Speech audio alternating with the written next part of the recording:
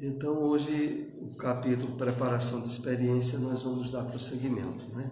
Foi iniciado na semana passada e hoje vamos prosseguir.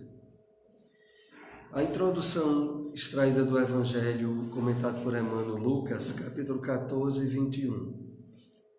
Se a realidade espiritual te busca, ofertando-te serviço nas boas obras, não te detenhas, apresentando deformidades e frustrações. No clima da Boa Nova, todos nós encontramos recursos de cura e reabilitação, reerguimento e consolo. Para isso, basta sejamos sinceros diante de nossa própria necessidade de corrigenda, com o espírito espontaneamente consagrado ao privilégio de trabalhar e servir. Vamos fazer aqui alguns apontamentos para introduzir o nosso estudo. Como sempre, Emmanuel propõe que a gente reflita, pense, né? E ele diz, se a realidade espiritual te busca, se realmente tu te sentes chamado a ideais que transcendem a materialidade e os objetivos puramente humanos e transitórios, ofertando-te serviço nas boas obras, não te detenhas. Normalmente, quando nós nos aproximamos da doutrina espírita, as possibilidades de trabalho são enormes, sobretudo aquelas que dizem respeito ao trabalho íntimo, à renovação mental, espiritual, a partir de nós mesmos. E depois disso, há um ensejo e uma motivação para a vivência do que nós aprendemos no relacionamento, nas interações com o mundo material. E nisso, problemas, dificuldades, deformidades ou frustrações não podem impedir ou não deveriam impedir o nosso ímpeto de querer agir e atuar no bem. É isso que Emmanuel aqui começa a nos chamar à reflexão. Não são poucas as vezes que muitos amigos ou conhecidos na doutrina espírita, por passarem por dificuldades, algumas econômicas, outros por dificuldades familiares, dificuldade na saúde do corpo, sentem que aquilo que poderiam contribuir em prol do bem é impedido devido àquela dificuldade que ele trilha. É isso que Emmanuel aqui nos chama a refletir para que isso não aconteça. Continuemos. No clima da Boa Nova, boa noite.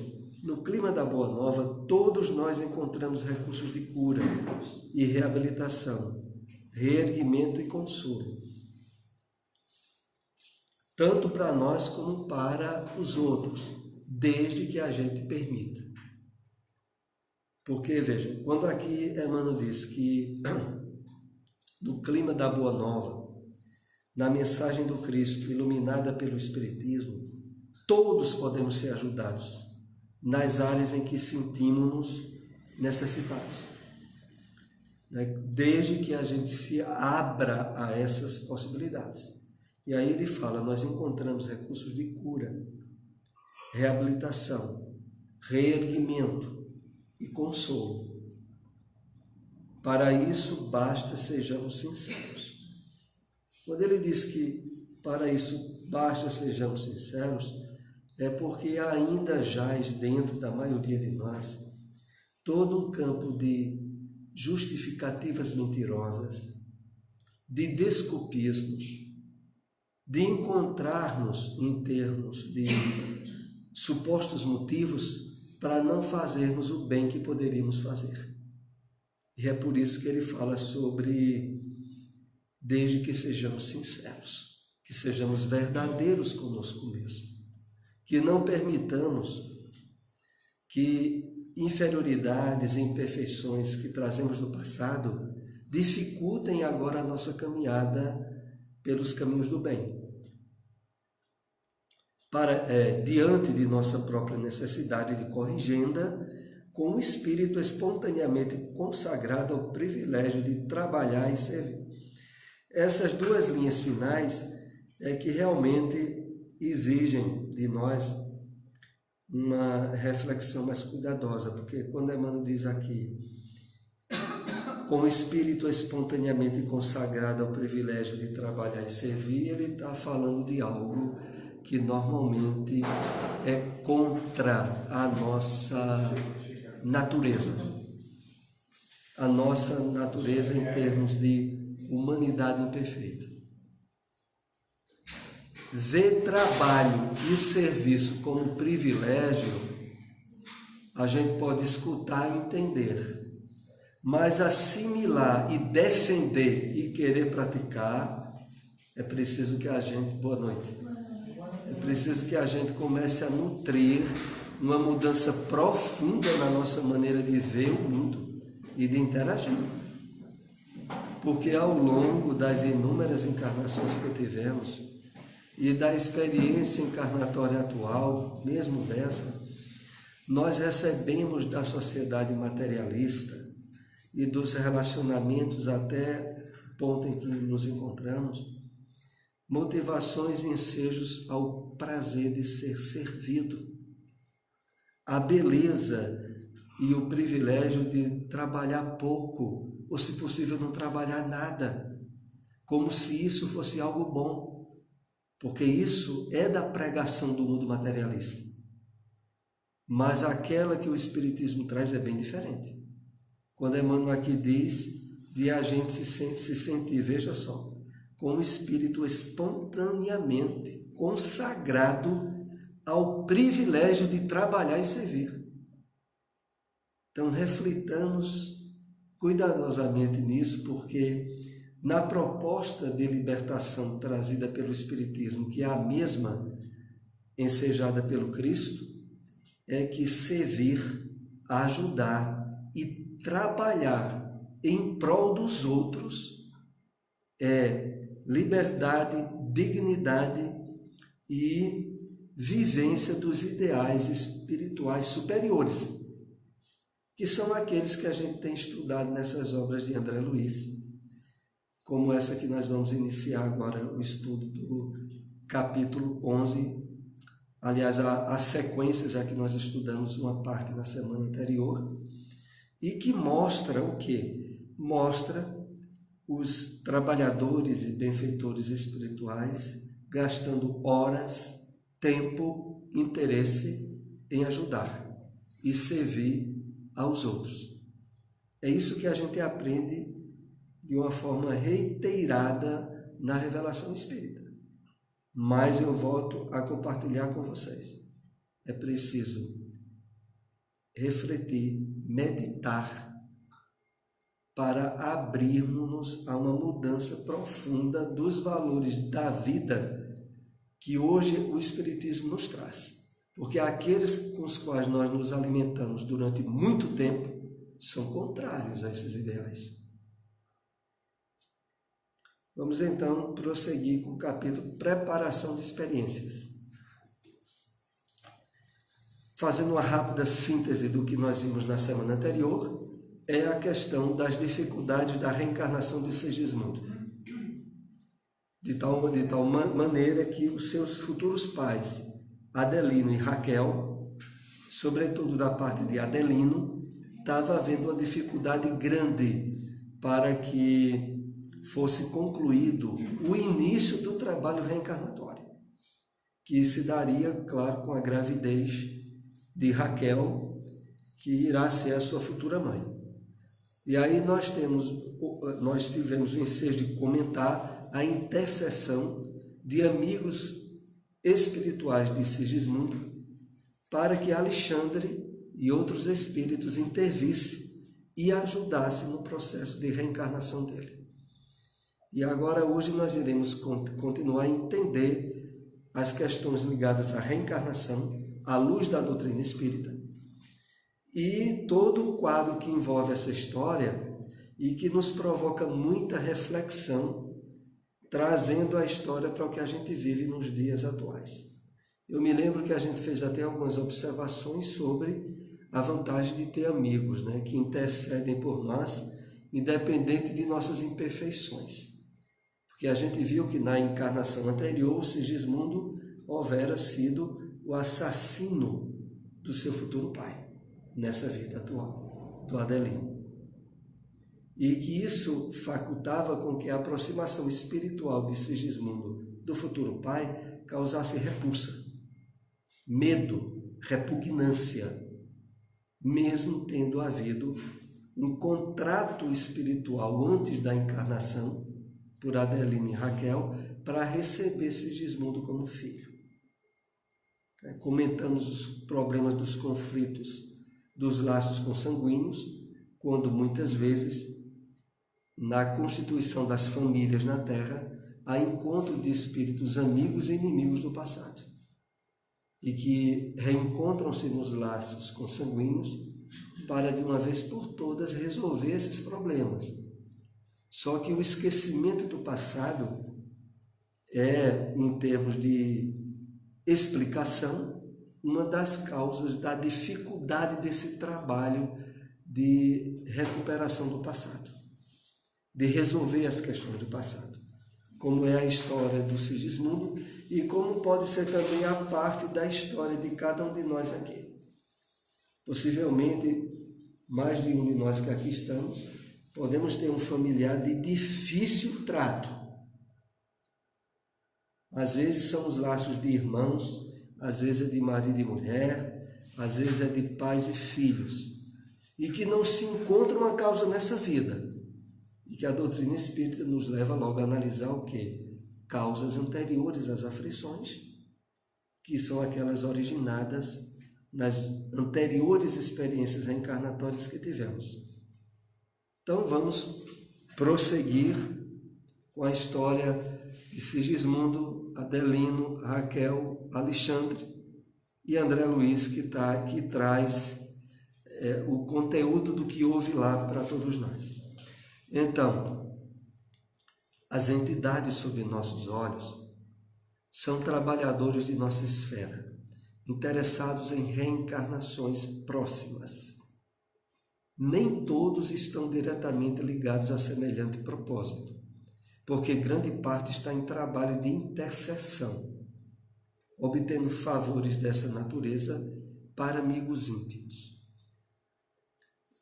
Vejam que coisa interessante, é que tanto no plano espiritual quanto aqui na Terra entre nós encarnados, é comum as atividades intercessórias, e mesmo fora da área religiosa. Não poucas vezes a gente pode ter um amigo, ou até um parente, que, por exemplo, pode estar desempregado, e se a gente souber de alguém que tem uma empresa e que possibilitaria um trabalho para ele, a gente pode intermediar, impedir a vaga para aquele outro parente nosso ou amigo nosso. Isso é intercessão, aqui na Terra, e que acontece com muita frequência nas áreas do interesse comum da criatura humana. No plano espiritual também ocorrem as providências intercessórias, tanto para alívio de situações difíceis no plano espiritual, quanto entre nós encarnados. Porque a doutrina espírita nos mostra assim de uma forma muito redundante, muito constante, as intervenções do mundo espiritual no mundo físico e também as intervenções do mundo físico no mundo espiritual, sobretudo quando nós estamos em atividades de desdobramento, à noite quando vamos dormir, ou nos trabalhos mediúnicos, quando nas instituições espíritas nós também nos tornamos instrumentos de resoluções aos interesses da espiritualidade.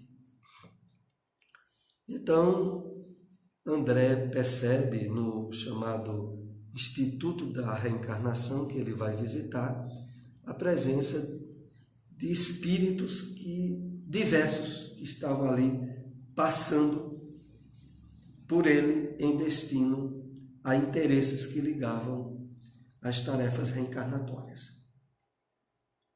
Vamos continuar.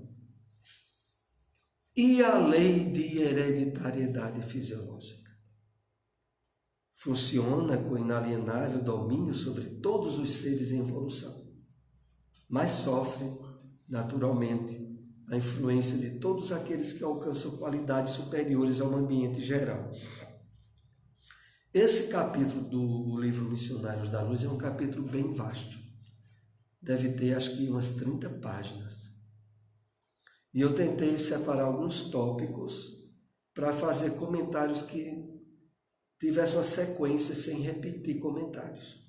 Então, a gente vai muitas vezes aí pular alguns parágrafos, porque se a gente fosse comentar na sequência, nós precisaríamos de alguns anos. Mas vamos tentar, à medida que os comentários forem surgindo, a abrangência do conteúdo máximo que o capítulo traga. Então, aqui é a questão do seguinte. É feita a pergunta ao benfeitor espiritual do seguinte: ora, mas não existe cientificamente provado a influência genética dos pais sobre o filho que vai reencarnar? Como é que funciona isso se no plano espiritual, normalmente, há espíritos que merecem, devido às intercessões, como é o caso de Sigismundo mesmo, intervenções que alcançam a estrutura física futura daquele espírito, facultando o surgimento ou não de determinadas deficiências, determinadas doenças congênitas ou não, atropelando, entre aspas, a hereditariedade fisiológica. E nós sabemos que isso é um fato que, quer queira ou não, os cientistas se topam, os médicos se topam, quer gostem ou não, quer entendam ou não. Por quê? Naquelas situações onde, por exemplo, determinadas doenças que alcançam a área dos genes e provocariam nos filhos deformidades ou problemas graves, muitas vezes, ao nascer, os médicos constatam a criança perfeitamente sadia, fisicamente falando, ou mentalmente falando, e afronta a tendência que haveria para o surgimento da doença. Só que muitas vezes também ocorre o oposto. Pais cujos avós também eram sadios dão luz a uma criança, a mãe dá luz a uma criança com a doença genética grave e que aparentemente não teria ascendência hereditária para aquilo. E aí nós entendemos agora, quando estudamos a reencarnação à luz da doutrina espírita, por que isso ocorre. Porque, evidentemente, o maior determinante de como vai ser o corpo físico é o espírito e o plano espiritual. Porque também a gente vai ver adiante que às vezes o espírito pode escolher determinadas doenças ou até mesmo dificuldades fisiológicas graves por escolha pessoal para evitar quedas morais quando estivesse reencarnado. Por isso que a gente não pode, em hipótese nenhuma, julgar ninguém. Porque mesmo quando a gente encontra uma criança que, ao vir à luz, traz uma doença grave, você não sabe se aquela doença grave, ninguém sabe, se é originária de uma defecção dela, de uma intervenção da espiritualidade e de algo que ela pediu para durante algum tempo vivenciar aquela experiência, aquela dificuldade durante a encarnação. As possibilidades são inúmeras. Então, a lei da hereditariedade funciona com inalienável domínio sobre todos os seres em evolução, mas sofre naturalmente a influência de todos aqueles que alcançam qualidades superiores ao ambiente geral. Sofre a influência direta de todos aqueles que alcançam qualidades superiores. Como é isso?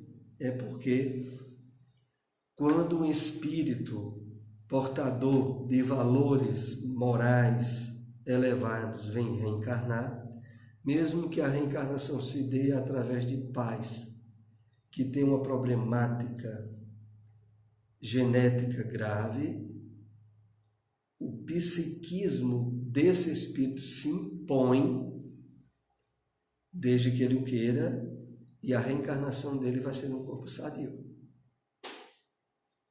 Porque aí é o espírito que adquiriu, através das conquistas espirituais, um nível de harmonia perispirituais, espirituais, magnéticos, que se impõem ao corpo.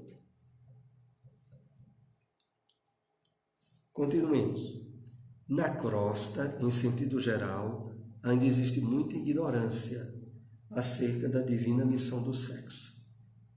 Compreendi o caráter sublime das energias sexuais e recordei-me compadecidamente de todos os encarnados que ainda não conseguiram edificar o respeito e o entendimento relativos aos sagrados órgãos procriadores.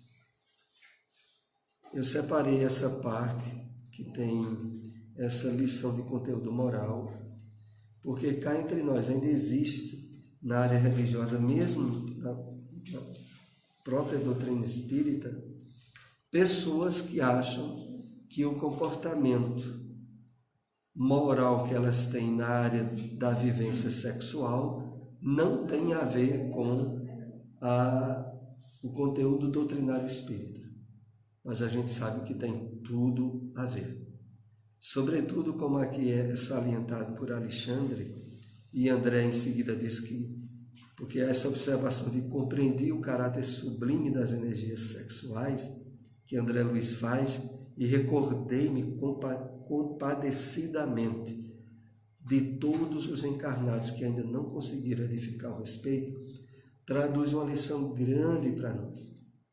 É porque, como Emmanuel diz naquele livro Vida e Sexo, que é um livrinho fininho muito importante para todo espírita ler e refletir, de que, olha, se tem uma área que a gente não pode fazer julgamento condenatório a ninguém, é na área da vida sexual.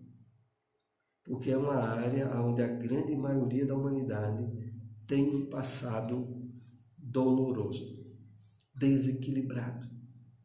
Se na vida atual nós mantemos um padrão de relativo equilíbrio ético e moral nessa área, mantenhamos o cuidado e a vigilância, porque é uma área de muita fragilidade para quedas morais para qualquer criatura humana. Então, por isso, André diz aqui que ele recorda e se compadece de todos os encarnados que ainda não conseguiram edificar o respeito e o entendimento relativo aos sagrados órgãos procriadores. Exatamente como todos nós somos chamados a considerar, respeitar a questão do equilíbrio das energias sexuais. E eu lembro que nós comentamos aqui nos primeiros capítulos desse livro Missionários da Luz, o comportamento de desequilíbrio daquele rapaz, né? Que era candidato à prática da mediunidade, né? E que mesmo tendo sido casado há pouco tempo, ele mantinha relações ilícitas em meretrício. E que isso causava perturbação para ele, inclusive em termos físicos, face a alterações que a espiritualidade já identificava em determinados órgãos internos dele, devido ao comportamento desequilibrado nessa área.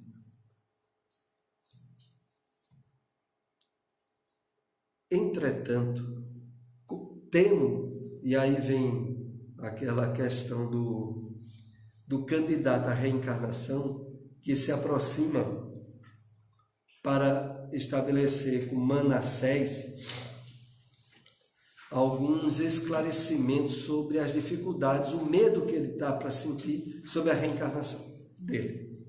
Quando ele diz temo, é que ele está com medo de contrair novos débitos ao invés de pagar os velhos compromissos. É tão penoso vencer na experiência carnal, em vista do esquecimento que sobrevém à encarnação.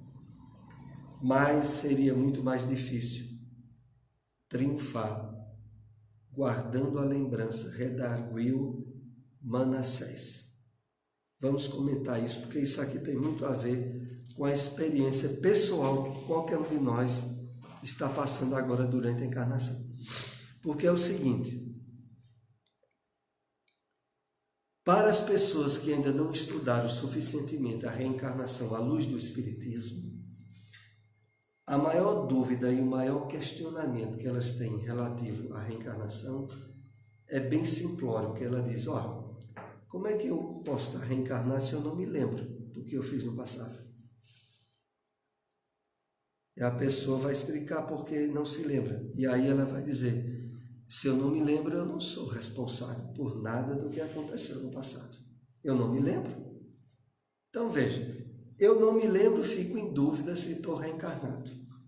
Eu não me lembro, então eu não sou responsável pelo que aconteceu no passado.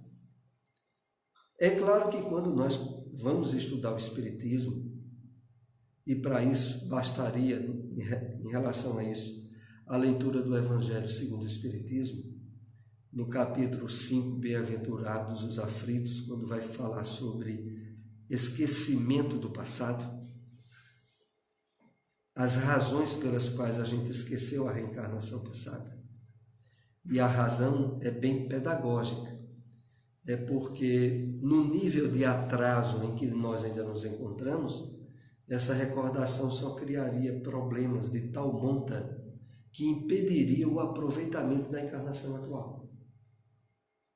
Em resumo, a nossa carga de erros é tão grande que se a gente se lembrasse de certas particularidades que a gente já viveu antes, a gente não dava conta. Ou entraria até para um processo de loucura, de desequilíbrio mental, ao perceber a carga muitas vezes de vícios ou de crimes, ou, fora essa hipótese, se tivéssemos algum tipo de passado bom, o que seria raro, iríamos nos sentir muito orgulhosos e vaidosos.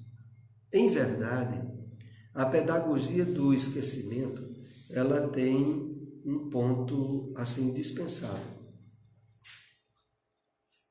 Possibilitar aos espíritos com grandes desajustes, que é a maioria de nós, dar passos para frente, nos quais esses passos, ao mesmo tempo, nos propele para o progresso, resolve questões do passado. Vejam como é. Para grandes situações e problemas que criamos no passado, a gente resolve fazendo o bem e estabelecendo toda uma mudança interna de atitude, de comportamento, que ao abrirmos-nos ao bem renovador, alcançamos as pessoas às quais tenhamos causado prejuízo e, ao mesmo tempo, estabelecemos créditos para mais adiante. É como muitas vezes ocorre com as pessoas, sobretudo, que praticam a mediunidade de forma cristã, baseada no Evangelho do Cristo. Eu já vi mais de uma vez Divaldo comentando sobre mediunidade em palestra dele, que ele diz assim que aquele que de fato cumpre com as suas tarefas na área da mediunidade de forma exitosa, ele resolve 2 encarnações numa só. Porque através do trabalho de socorro pela mediunidade, espíritos que muitas vezes ele só iria topar com esses espíritos na outra encarnação, porque eles estavam no plano espiritual e tinham problemas com o médium. Só que como o médium está agora abrindo-se a uma renovação profunda, esses espíritos são trazidos e aí são socorridos pelo médium. E naquele socorro, muitas vezes, resolveu o problema que seria ainda para a próxima. Então, pela prática do bem e pelo uso equilibrado na área da mediunidade, a pessoa resolve questões erradas e se propele para frente, sem precisar lembrar do passado. Porque, na verdade, a lembrança do passado só iria atrapalhar, e muito. Porque na lembrança do passado, que inclusive era a problemática maior que o Adelino estava tendo em relação ao Sigismundo, o primeiro ponto é a repulsa. Era indispensável que, quando isso foi inclusive um contrato que Adelino teve com Raquel no plano espiritual, quando eles estivessem na Terra, apagava a lembrança consciente do que foram no passado.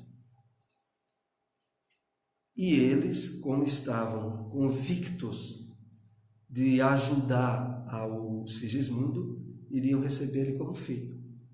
Só que, ao reencarnar, o apagamento da lembrança que a gente tem de outras vidas está no nível consciente. Não está totalmente resolvido porque há uma camada abaixo do consciente nossa, onde tem, para alguns psicólogos, o subconsciente e depois o inconsciente. Em outros, eles entendem que abaixo do consciente está o inconsciente dessa vida e o inconsciente de vidas passadas. O inconsciente dessa vida é tudo aquilo que a gente viveu na infância ou até mesmo na adolescência e esqueceu completamente, mas não se apagou, porque pode emergir de dentro de nós, diante de algum quadro, de alguma experiência. Quando olha algo que a gente nunca mais tinha se lembrado, a gente recupera minúcias e detalhes daquilo que teve, muitas vezes com 8 anos de idade ou até mesmo durante a infância. Então, porque não apagou-se completamente. Foi o problema que se deu com Adelino, principalmente quando ele ia dormir. As possibilidades de imersão, mesmo sem ele entender, porque vejam como é curioso isso. A pessoa encontra, quando vai dormir, um espírito ao qual a gente prejudicou muito. Mas a gente não se lembra daquele espírito. Aquele espírito pode se lembrar de nós. Porque aquele espírito não mergulhou no esquecimento da matéria. Ele se lembra do que houve lá. A gente encontra ele sabe quem a gente foi. Mas a gente não está mais com a lembrança consciente dele. Mas se a experiência tivesse sido ruim, a gente vai sentir medo, ou repulsa, ou raiva dele, dependendo do que foi. E é isso que faculta muitas vezes os pesadelos que a gente tem à noite, onde o espírito pode aparentar ser algum animal que nos cause medo, e na verdade aquilo é um reflexo do inconsciente, que, não tendo identificado exatamente quem era aquele espírito, não deixou de expressar a emoção que aquele espírito causa à pessoa. Então Adelino se retraía de Sigismundo, porque afinal de contas ele tinha sido assassinado por Sigismundo na encarnação anterior. Mas agora as intervenções iam resolver, como nós estamos vendo aqui, esse problema.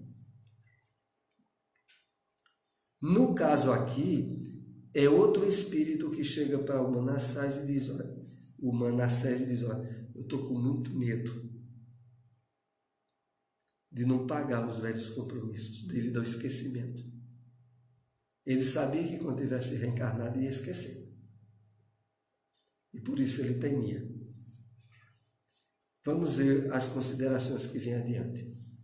Se tivéssemos grandes virtudes e belas realizações, não precisaríamos recapitular as lições já vividas na carne. Se apenas possuíssemos chagas e desvios para rememorar, abençoemos o ouvido, o esquecimento, que o Senhor nos concede em caráter temporário.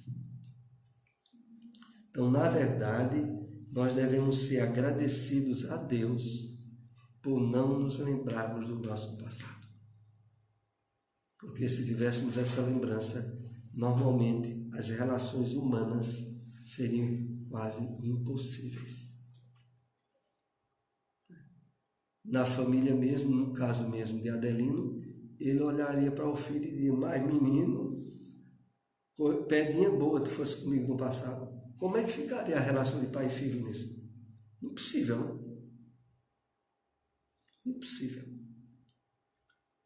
Assim como qualquer um que nós podemos estar vivenciando na nossa experiência pessoal, nos entraves e nas dificuldades que às vezes não se limitam à família, às vezes é no ambiente de trabalho, às vezes é na vida social ou religiosa, porque às vezes a gente pode topar com alguém no centro espírita que não vai com a nossa cara e que diz: eu não sei o que é que fulano tem contra mim, mas eu sei que não é boa coisa. E muitas vezes está vendo a pessoa por primeira vez. Creio que poderá procurá-lo amanhã. É o projeto que aquele espírito tinha a respeito da reencarnação futura dele. Já fui observar o gráfico inicial e dou-lhe parabéns por haver aceitado a sugestão amorosa dos amigos bem orientados sobre o defeito da perna. Certamente lutará você com grandes dificuldades nos princípios da nova luta, mas a resolução lhe fará muito bem. Veja que coisa. Aquele espírito pediu um defeito na perna, que a princípio não precisaria ter, para que quando ele tivesse reencarnado, aquele defeito causasse a ele certo nível de constrangimentos. Aqui a gente poderia até lembrar de bullying na escola, né? Porque vocês sabem que uma criança com certo defeito físico, ela vai ser bem ironizada, não vai? Ela vai se sentir bem humilhada, não vai? Na escola. Eu digo até por experiência pessoal, porque na escola, durante o período da minha infância e adolescência, eu era extremamente gago. E mesmo a gagueira não sendo um defeito físico, eu não conto quantas vezes eu me senti humilhado, rebaixado, devido à questão de gagueira. Que na época, claro, sem ter ideia do que a doutrina espírita hoje me esclarece, eu odiava aquilo. Puxa, como que é isso? Agora você imagina como às vezes, né, tem criança, fosse o caso desse espírito puxando uma perna, as ironias dos colegas. Mas só sabe o que é humilhação quem na infância ou na adolescência passa por um problema desse, que esse espírito aqui estava se candidatando a passar, que era ter um defeito na perna para ter dificuldades durante a sua encarnação e não abrir portas ao orgulho, à prepotência, ao egoísmo mesmo.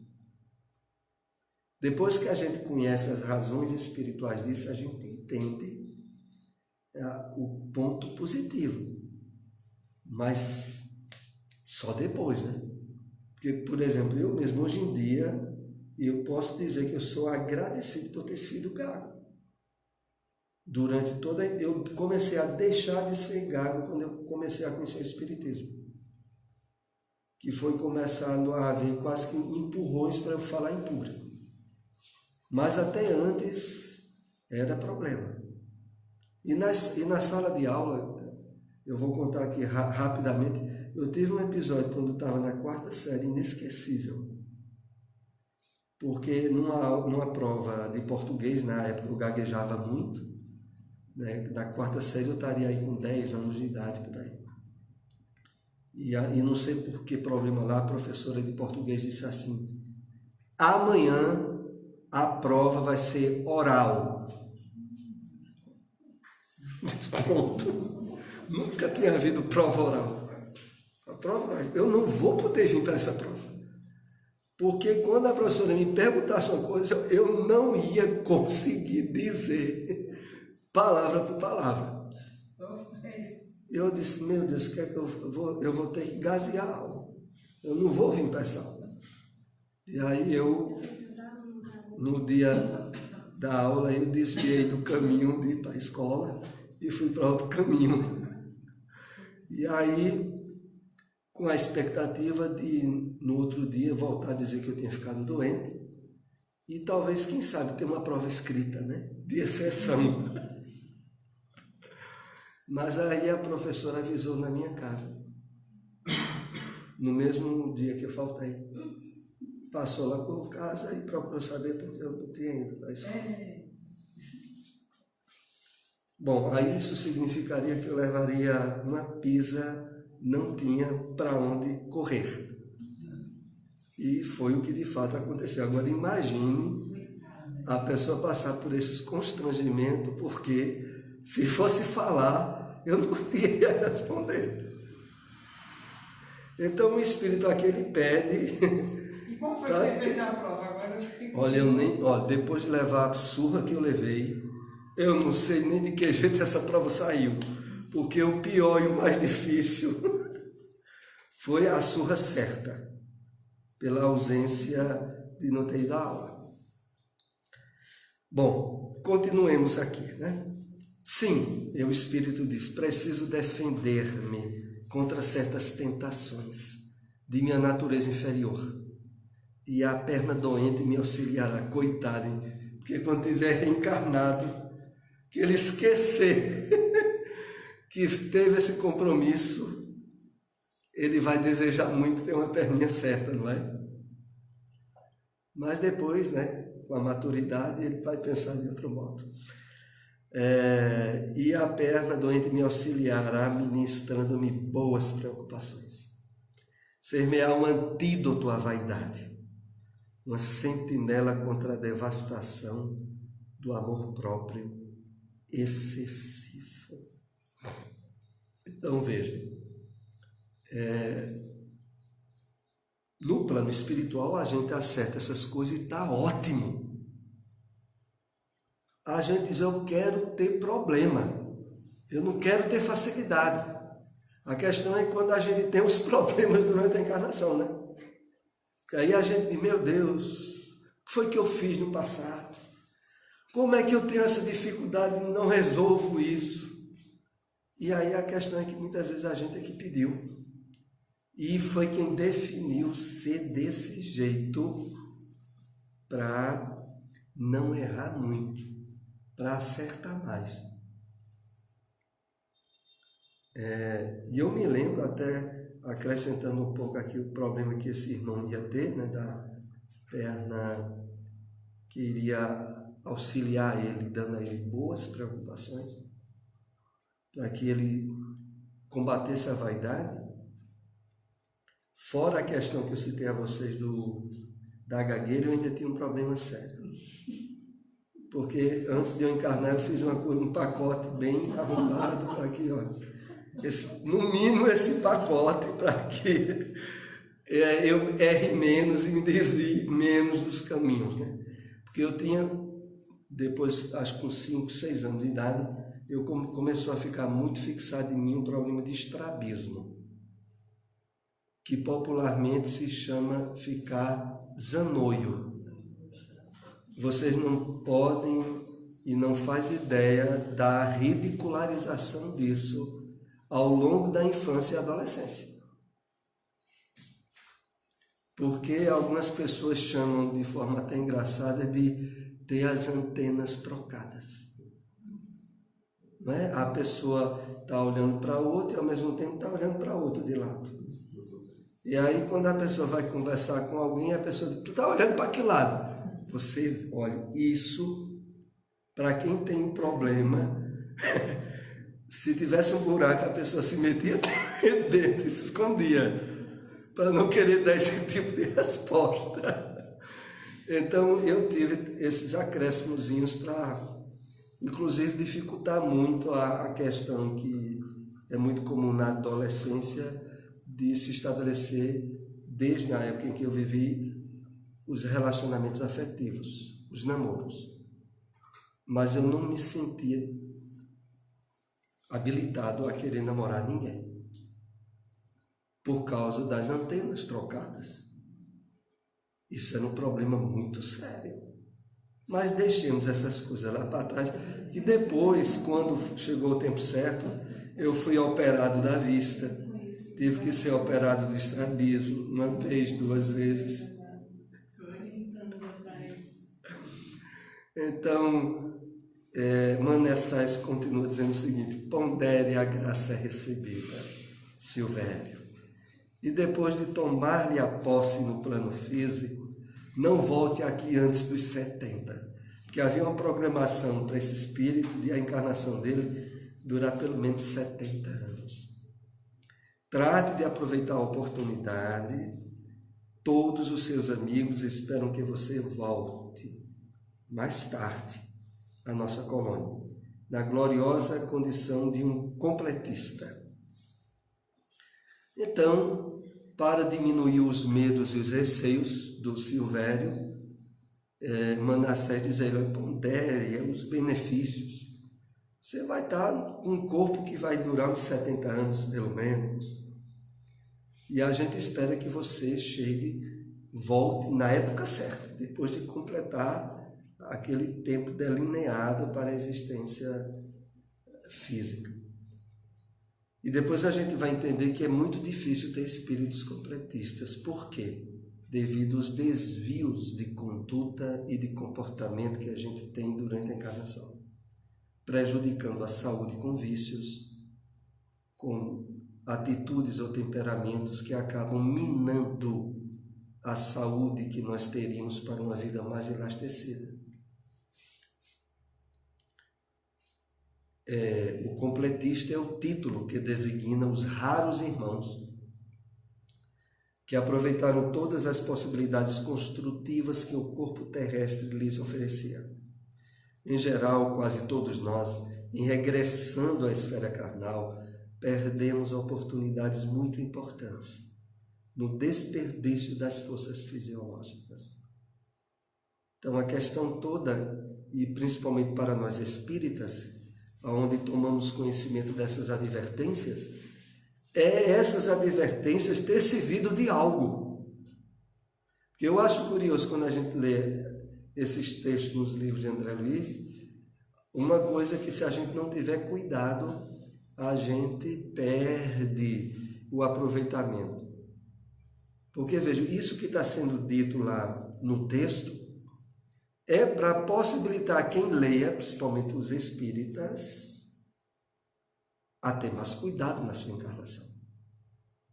A percebendo que, olha, o ideal é ser completista e é preciso ter muita atenção para ser.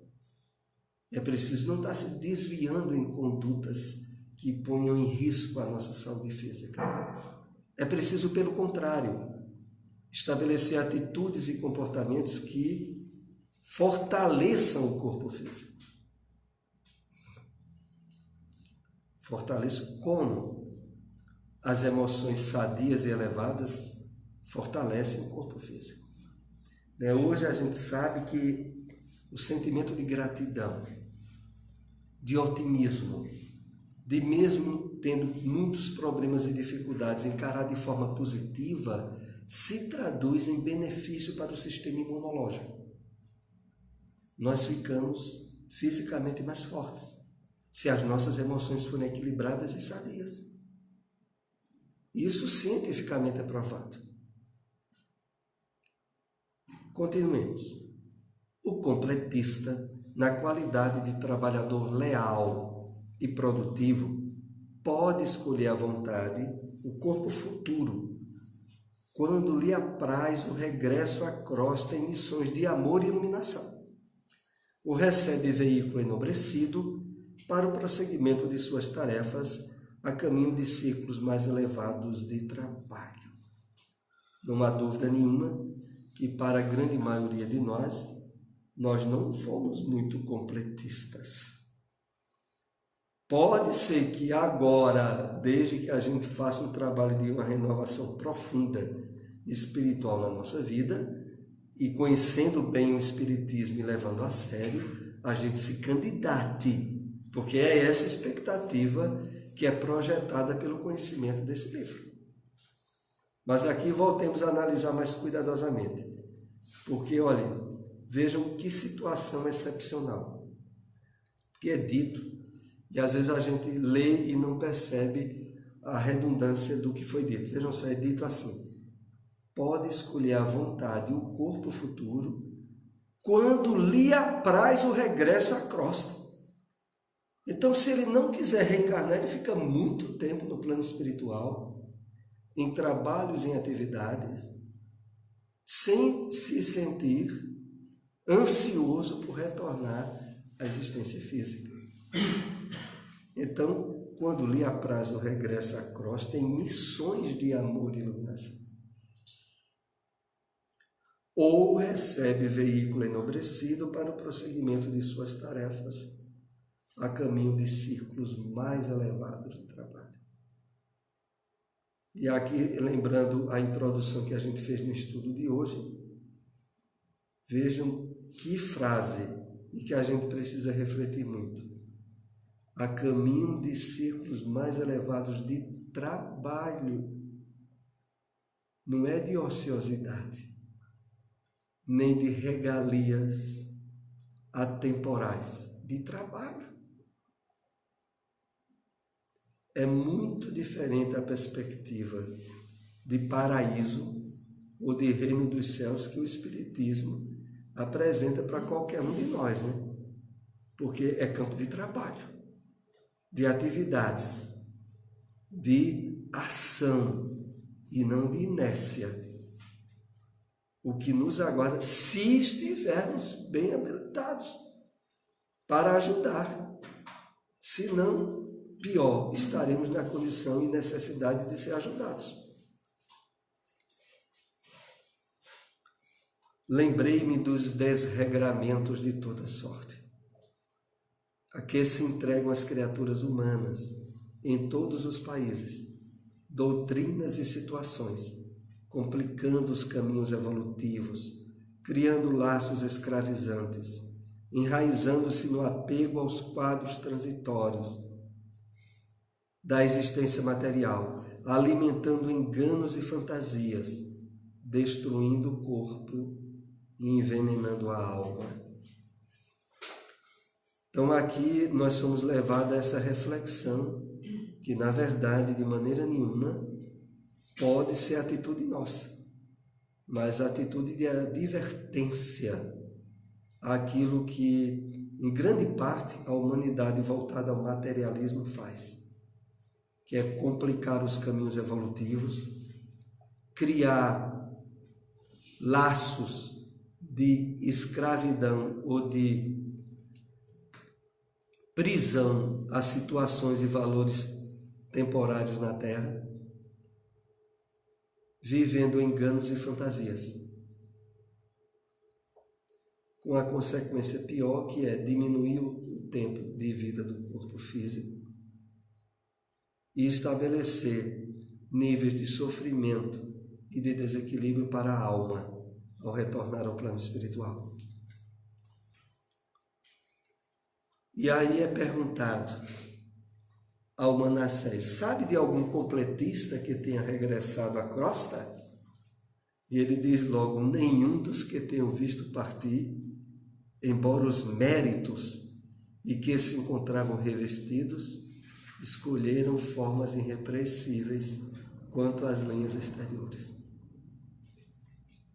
Então, pelo menos na experiência de Manassés, se tem alguém encarnado que tem um corpo, seja homem ou mulher, perfeito em termos de beleza e de estética, muito cuidado, porque dificilmente é um espírito elevado. Porque normalmente, como Manassés diz, os que ele conhece não escolheram isso não, viu? Se a pessoa tem a estética no nível de aprimoramento, duplique cuidado e vigilância. Porque certamente a possibilidade é mínima de ser um espírito elevado. Ou um completista, como aqui é colocado. Vamos aqui para o último slide de hoje.